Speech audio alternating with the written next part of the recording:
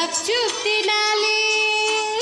చిన్ని చిన్ని ఆశ చిన్నదని ఆశ, ముద్దు ముద్దు ఆశ ముత్యమంత ఆశ, చల్లగా